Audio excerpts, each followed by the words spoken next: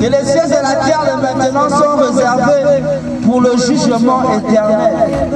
Frère, ce sont les hommes qui étaient au temps de Noé, ce n'étaient pas les animaux. C'est le même Dieu qui a dit qu'il va ébranler les cieux et la terre. C'est lui qui a détruit par le déluge autrefois. Et s'il dit une chose, nous sommes certains qu'il va accomplir ce qu'il a prononcé. Mais les hommes se moquent de Dieu. On n'a plus égard envers notre Créateur. Pourquoi? Nous sommes dans le temps de patience. Il va dire, la beauté est vaine et la grâce est trompeuse. Beaucoup sont en train de se séduire au sujet de la grâce. Et la grâce est trompeuse. La grâce n'a pas été manifestée pour qu'on continue à désobéir à Dieu, non. Si Christ est venu mourir, c'est pour nous délivrer du péché. Mais pas pour faire de nous encore des personnes qui transgressent à la loi de Dieu. Ce n'est pas ça la grâce. Même l'homme naturel, Dieu le gracie de la prison. S'il va encore enfreindre à la loi, il va retourner en prison.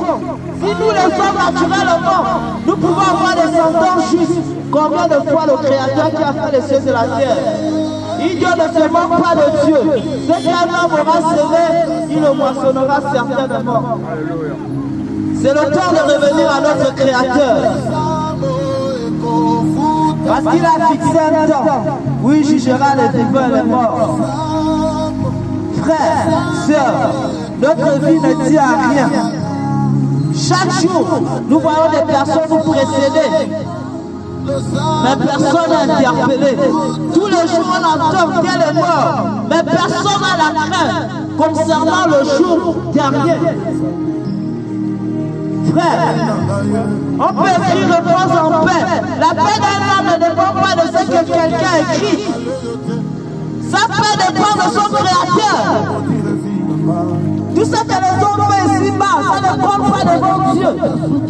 Ce que Dieu regarde, c'est ce qu'il écrit. Pendant ton jour sur la terre, tu méprisais Dieu. Tu n'avais pas égard à ton Créateur. Et tu penses qu'à la fin, il te recevra dans le royaume. C'est faux. Aucune écriture ne dit cela. Aucune écriture. Mais il dit, il amènera toutes les œuvres des hommes en jugement. Sache que tu vas comparer devant ton Créateur. Moi qui vous prêche, je vais me comparer devant mon Créateur. Et la parole déclare que les jugements et les sentences de Dieu sont justes. On ne le corrompt pas. Ce n'est pas un magistrat que tu peux donner l'argent.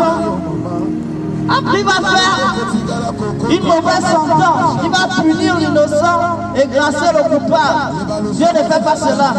On l'appelle le juste de juge. Il va juger selon la justice.